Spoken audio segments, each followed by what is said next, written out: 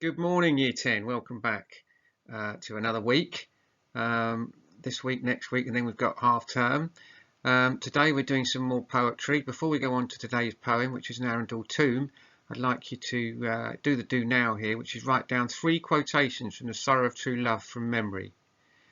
If you haven't managed to memorise them, which I hope you would, because you can make them very short and so on, write them down now and put them into your revision folder. And then for at least one of these quotations, do a quotation explosion to explore language and structure devices. Well, I hope you didn't hear that. I had a massive sneezing fit at the end of the do now there. Anyway, today the learning objective is to read and analyse An Arundel Tomb by Phillip Larkin. And the title is An Arundel Tomb by Phillip Larkin. Now this is, he's one of my favourite writers of all time, certainly my favourite poet. And this is possibly, it's certainly right up there, one of my favourite poems of his. Takes a bit of getting used to and a bit of getting into, but it certainly rewards the work. So it's a big poem. So you're going to have to probably, maybe go over the hour today, but we need to get all of this into our books today. It's important, as I've said before, that even if we haven't got a full understanding of what's going on, that we've got annotated poems in our books and the notes. But anyway, this is a fantastic poem. It takes a while to get into it. Like all poetry, it won't get you straight away. Over time it will, though. I actually know this one by heart. Anyway, on to the next slide once you've got the title in. As usual, you're going to need a printout of the poem. I shall attach that to the class charts, a pencil and highlighters and so on for your annotations.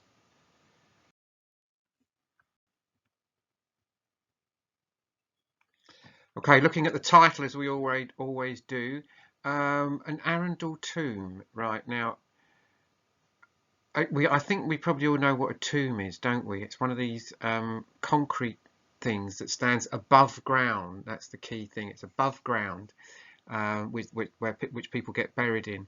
Back in the sort of late Middle Ages and into the 17th century, very rarely now, people were buried in these tombs. Very posh people, aristocrats were buried in these, and they would often have a tomb at the back of a church or an abbey.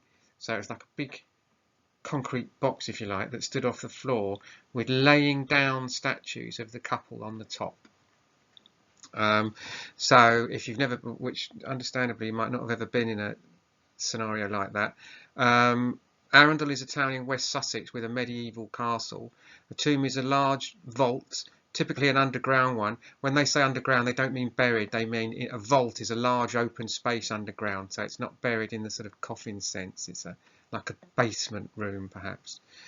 So an Arundel Tomb. What kind of what type of tone are we expecting from a poem with this title? Something reflective, which means thinking about the past. Mournful, which means being sad. Grieving, lost love, perhaps. Just scribble down a few notes. I'll give you 5 minutes, and we'll go on to the next slide. Now here it is. And I shall read it to you. Read along, and then we'll unpick it afterwards. An Arundel Tomb. Side by side, their faces blurred, the Earl and Countess lie in stone, their proper habits vaguely shown as jointed armour, stiffened pleat, and that faint hint of the absurd, the little dogs beneath their feet. Such plainness of the pre-baroque hardly involves the eye, until it meets his left-hand gauntlet, still clasped empty in the other, and one sees with a sharp, tender shock his hand withdrawn, holding her hand. They would not think to lie so long. Such faithfulness in effigy was just a detail friends would see, a sculptor's sweet commissioned grace thrown out in helping to prolong the Latin names around the base. They would not guess how early in their supine, stationary voyage the air would turn to soundless damage, turn the old tenantry away, how soon succeeding eyes would begin to look, not read. Rigidly they persisted, through lengths and breadths of time, snow fell undated. Light each summer thronged the glass, a bright litter of Burkle strewed the same bone-riddled ground, and up the past the endless, altered people came, washing at their identity. Now, helpless in the hollow of an unarmorial age, a trough of smoke in slow suspended skeins above their scrap of history. Only an attitude remains. Time has transfigured them into untruth. The stone fidelity they hardly meant has come to be their final blazon, and to prove our almost instinct almost true, what will survive of us is love. Now, even on a first reading, you must think that's rather wonderful, just the sound of it, and that last line. Anyway, so read it over. Give yourself time to read over the poem a couple of times, getting to grips with its content. It's okay not to understand every word or idea at this point. You're just trying to get a feel for it. So what is the mood of the poem? I'd say it's reflective. It's someone, possibly a tourist, standing looking at this tomb and thinking about what it means to have this couple. It's like a couple, statues of a laying down couple. It's a sculpture of two people laying down, a husband and wife, on top of their tomb, hand in hand. And it's made him think about the nature of love, you know, the permanence of it, the impermanence of it. Who is speaking? So there you go, someone who's looking at it. Who are they speaking to? Themselves, really. I think they're just reflecting on the nature of love, aren't they? And how do they feel? Reflective. So answer those 4 questions in full sentences in your books. It doesn't matter if it's slightly wrong or even a lot wrong, as long as we get these annotations into our books.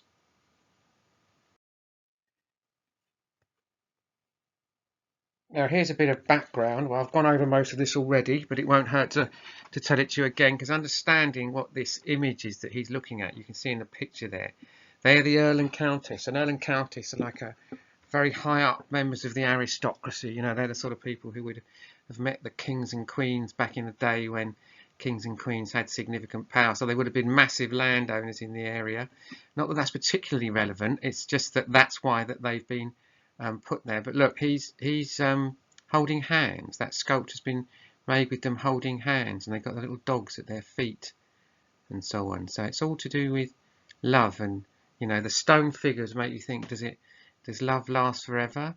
You know, their love created that statue, so does it last forever, or is it just a hollow thing and they're gone and it's just a notion that we choose to believe? So the poem centres around a medieval tomb of the Earl and Countess of Arundel, which features effigies, that's just sculptures, of the couple holding hands.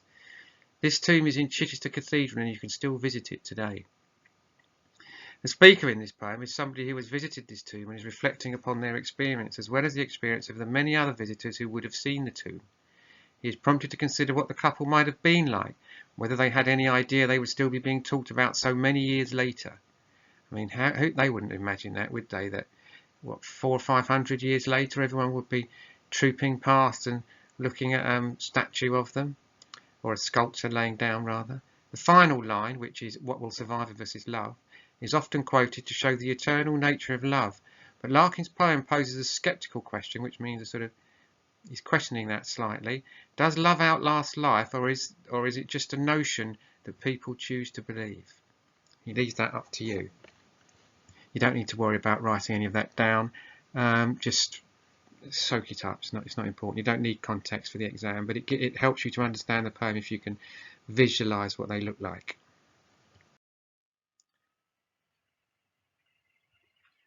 Now put a little or a normal size little title into your books. Speaker, which means, as I've said before, poets often will take on a persona. They'll, like actors, they'll become someone for the purposes of their poem.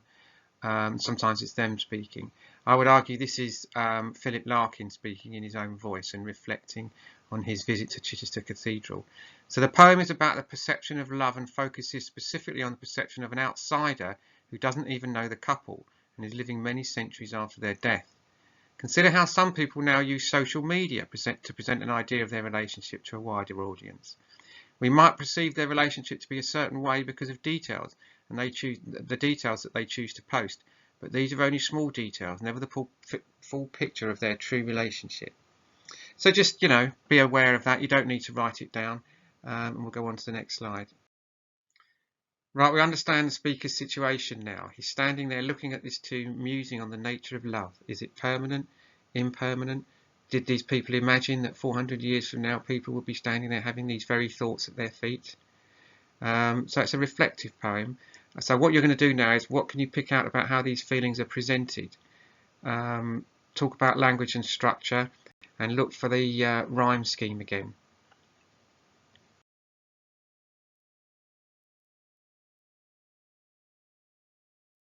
So put a little heading in your book, structure, and you need to get this work into your book. Copy it in. The poem has 7 6-line stanzas of mostly regular rhyme. It is mostly in iambic pentameter. Remember that? Who can tell me what that is? It's 10 syllables a line with the stress on the second syllable, but 10 syllables a line is the important part. 10 syllables being Mr. Houghton is 4 syllables. Mr. 2, Houghton 2, 4. But this is broken in places, perhaps to exemplify how the couple as a symbol of love through time are not quite perfect and true. In places, enjolment. Can we remember what enjolment is yet? I'm looking at you, Hyan. Yes, well done. It's when a line goes through the end, a line ends and goes on to the next line without any punctuation on the end. It causes it to flow through. Poets will often use that to show things running on. So mimicking the never-ending flow of time, or perhaps to signify the endless love of the couple and their infinite loyalty to each other. So copy that into your book. Shouldn't take you more than 10 minutes. Then on to the next slide.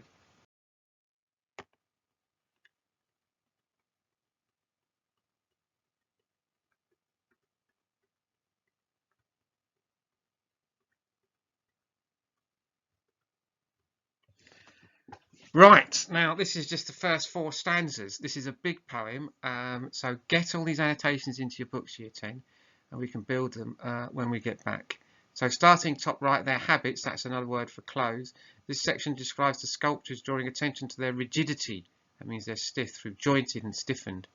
The eye is involved when it sees the detail that the Earl, dressed as a knight, is not holding his sword as we might expect, but instead his wife's hand. Interesting choice he's made there, isn't it?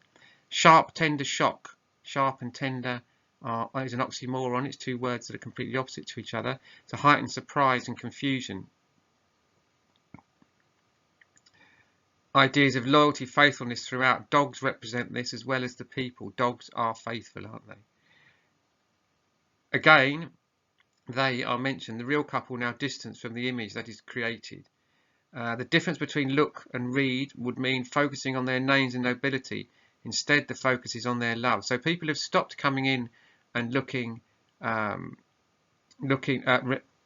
reading the inscription around the base saying who they were and how important they were, and now they've started just looking at the image of this couple laying there holding hands with their dogs at their feet. So they've stopped looking at how posh they are and started to think about how in love they are. The old tenantry and the idea of look, not read, are also references to the changing congregation of the church, which switched to being in English, not Latin. Supine just means laying on your back, which the statues are doing, the sculptures are doing. No knowledge of how long they will be there for, a detail for friends, or a choice to maintain their importance. Such faithfulness in effigy. This appears to be fairly typical of works of this time. Actually, don't worry too much about that one. And side by side, the little dogs. First stanza gives describing the tomb a sort of homely feel. Blurred and vaguely due to time having weathered the detail of the stone sculpture. So just basically annotate your poem in exactly as the way it appears on that slide, and then go on to the next one, and we'll do the last 3 stanzas.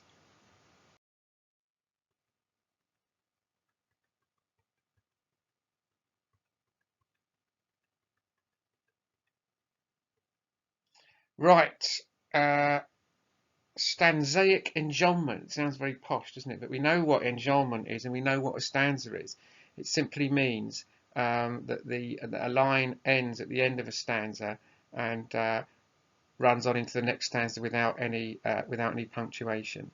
So stanzaic enjolment from rigidly they at the end of previous stanza emphasises the passing of time and continuation of the tomb throughout many centuries. As I say, Year 10, it's a difficult situation. Don't worry about not understanding all of this. I will make it clear to you when we get back. You need to have the notes in your books. Right, so going clockwise round, weather, light and nature are used to show seasons and change in this description of the graveyard. Endless altar, different people over time. Underneath that, we live in an unarmorial age. We don't have suits of armour, coats of arms, heraldry, all those things anymore. It's all changed, and yet they have persisted through all this time laying there. Alliteration, time has transfigured, emphasises how they've changed. Stone fidelity, well, they're laying there in stone holding hands, so they're sort of together, aren't they? So that's what that means. Blazon just means prominently or vividly displayed. Almost instinct, almost true. It's not quite instinct, and we don't fully believe it. We want to believe it. Perhaps consider why this is idea, or why it would be a nice idea to imagine that love persists. I think it does, but have a think about that. Sibilance of smoke in slow suspended skeins above their scrap to illustrate the ephemeral nature of truth. Ephemeral just means the sort of flimsy nature of truth. We are grasping at it. It's like grabbing onto smoke. Truth moves all the time, doesn't it? You know, depending on who's talking, or does it? Nothing physical is left. Only an attitude remains. Washing at identity. That's a metaphor, of course. Reminder of blurred, vague in first stanza, and explaining how the image has become worn. Explaining the worn image. There you are. So copy those into your annotate your poems in exactly that way. Send it to me, and I will give you lots of achievement points. Believe me, because this is a big poem. Do this one, and you know, we're all good for when we get back. Okay, it's the usual part here.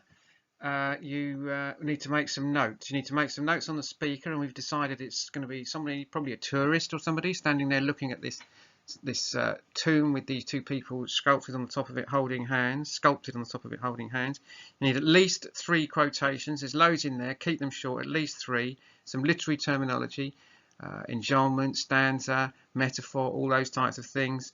1 language point you can make about the poem, 1 structure point you can make about the poem, and then, as usual, consider the key themes. What are they? Loss, pain, desire, longing, nature, distance, isolation, confrontation, reflection, recovery, time and change. I think this one is reflection, time and change.